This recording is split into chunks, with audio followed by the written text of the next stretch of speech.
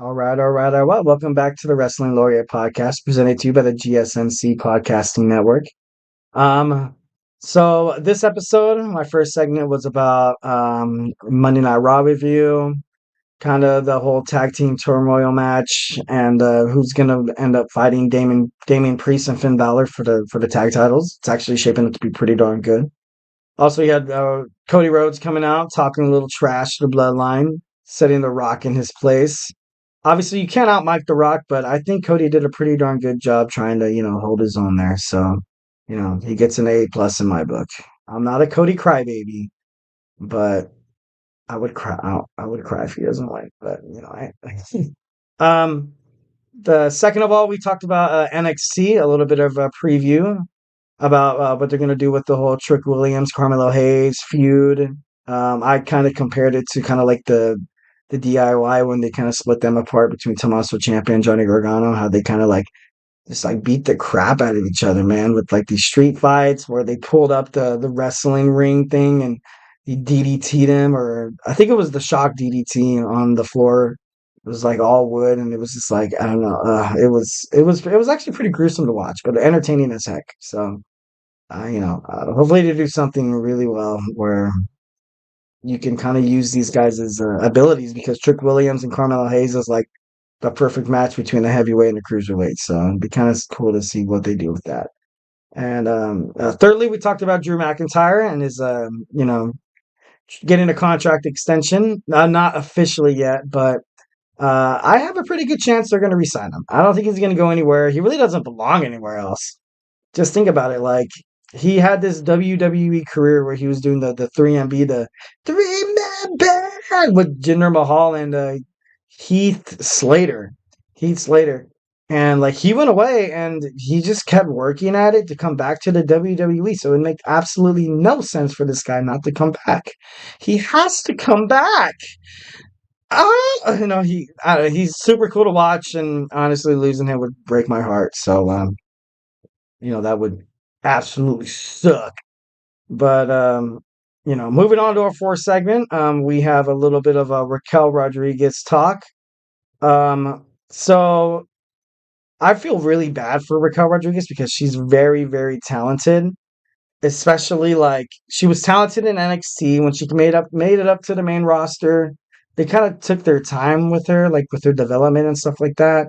She never really like she would fight in those like qualifying matches to become like a women's champion. She'd be like almost there, but she would never really make it. And I don't know. I would like to really see Raquel Rodriguez come back, but she's a former women's tag champ. I think she won it with Liv Morgan, and she did really, really, really good. Holding that on her back. Like I said before, she's no longer active in the WWE right now. She's taking care of it's kind of something a little more serious here.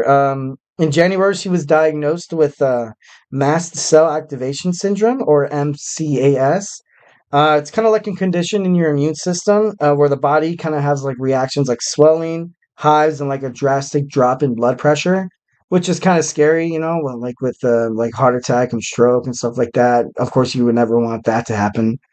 But I don't know, like she's so young, she's so talented. It just kind of it's like a shock factor, like you know what I mean, like kind of like when Bray Wyatt passed away, and you're like, what, like what the like that's so crazy. Like, how did this happen?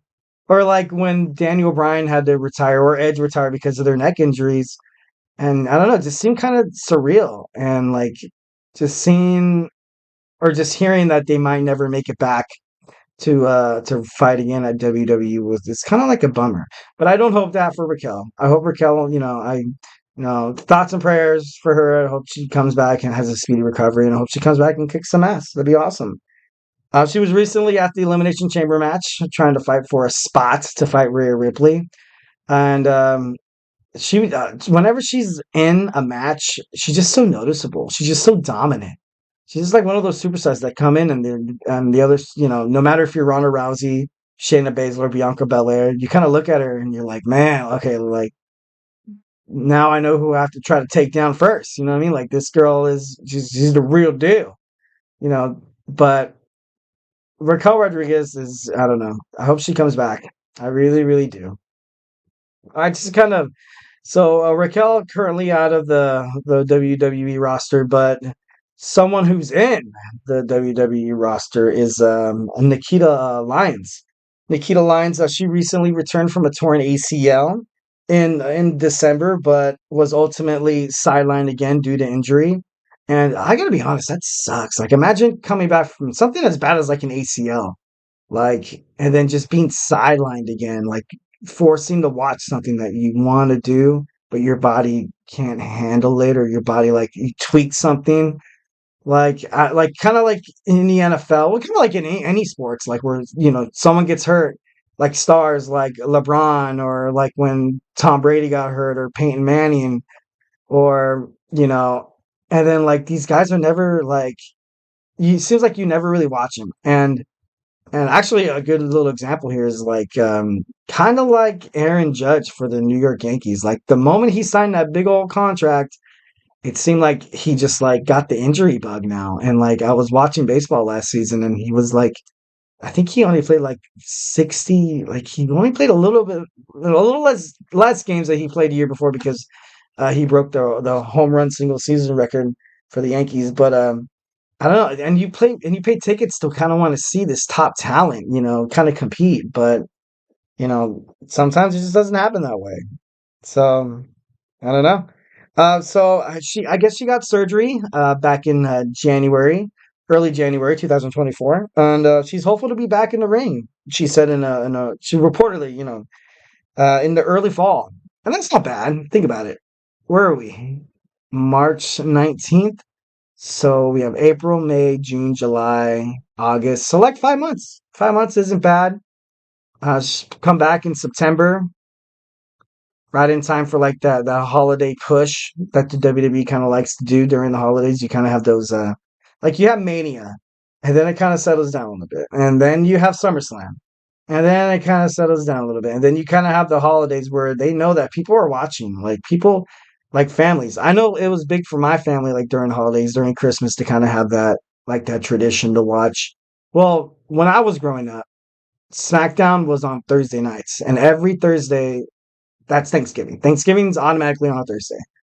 But now you have the NFL competing for ratings on, obviously a lot of people watch, the NFL on Thanksgiving. That's probably a good reason why SmackDown switched to Friday nights, because Friday nights, you think about it, you don't really have that like big thing. You don't really have NFL on. You always have the NBA on during season. Not really NHL, baseball. You have Wednesday nights, Monday night, Sunday night baseball. Um, but during the holidays, where they have to compete with ratings for the NFL, that's kind of hard. I would, it's good that they kind of stuck to, switching to Friday there. But of course, they still have Monday Night Raw for like Monday Night Football. But I don't know. Lately, the Monday Night Football games have been doing pretty well, which is crazy because they recently signed ESPN recently signed Joe Buck and Troy Aikman, and I don't know, they have very iconic voices. I like watching them. So all in all, so Nikita Lyons basically said that she's gonna try to be back in early fall, but she's just gonna simply just take it day by day, because you don't want to push it. You don't want to go to the gym too early.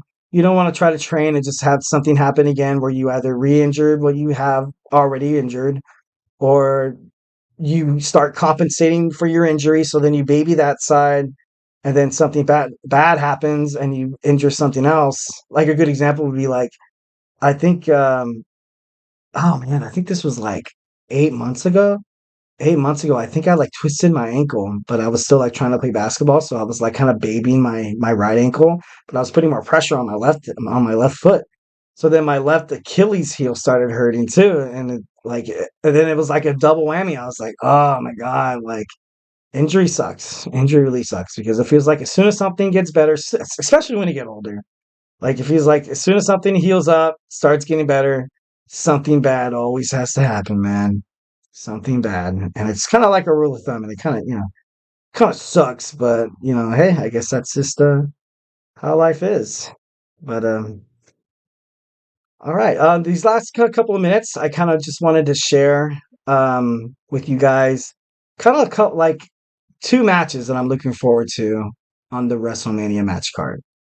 Um, Number one. I'm looking forward to that six-pack ladder match for the tag team titles. That's just so cool. That's kind of like when they had the Money in the Bank match, only exclusive to WrestleMania, but they made it into a pay-per-view, which is kind of, I don't know. I think they kind of did that, like, I don't want to say dirty, but like, I want to see, like, I want to see, like, WWE tag teams like fight for Money in the Bank where they can like get the briefcase and then they have the right to challenge a opposing tag team whenever they want. I think that would be pretty cool. Um, I don't know what the Money in the Bank contract covers, the United States Championship or the Intercontinental Championship, but and I think kind of Damian Priest was hinting at that the other night that no one's really turned in the Money in the Bank for for a chance at the Intercontinental title. And he was kind of, he got in Gunther's face and he's like, what if I cash this in on you? Send your money in the bank. I think that match would be entertaining as hell. And it'd be kind of cool to see, like, kind of like this groundbreaking, like, history of someone cashing in for the Intercontinental title. And I think that kind of adds, kind of like a prestige to the Intercontinental Championship as well. So I think that would be pretty cool. Um, the, the second match that I'm obviously super excited about is it was a tie between Roman Reigns and Cody Rhodes versus Roman Reigns and The Rock versus Cody Rhodes and Seth Rollins. Because there's so many storyline developments that could happen that can kind of propel or unfold per se if if this tag team match, like whatever happens during this tag team match. And I think I said on an earlier podcast that like what if Seth Rollins kind of uses this as like a chance to like turn heel again, where he turns his back on Cody, and because they've had like animosity in the back in the past, but I don't know. I think it would be entertaining and psyched to kind of see that and to see like what if, but then again, like what if The Rock does something where it screws over Roman, so then they get in the fight and they get in a nice little little tanglement, or maybe something personal happens between The Rock and Seth Rollins where they go at it. And I don't know, it's just so many opportunities, and I just hope that it just goes really, really well because this match, I guarantee this match, everybody's looking forward to it. Night one, this match, night two could totally change the scope of night two. This is like a bloodline rules match if Cody doesn't win, which is obviously pretty bad for Cody Rhodes. And Cody Rhodes putting a lot of trust in his partner Seth Rollins because this is Cody's shot. This is his only shot. He doesn't get another shot after this. If you think about it, he's been just so close, itching and itching and itching. He had that feud with Brock Lesnar. He had that feud with Shinsuke Nakamura, where he was always that one step closer to challenging Roman again. Something always like brought him down, and I that's something that I don't know. Cody better win. Cody, this is his last chance. I don't think they're gonna take another year for him to try to fight for the match at the WrestleMania 41, where he has to win a third Royal Rumble. I don't think that, right now it's kind of to the point where, like, I think Cody's going to win because I just don't see I don't know, I just don't see the rest making sense, to be honest.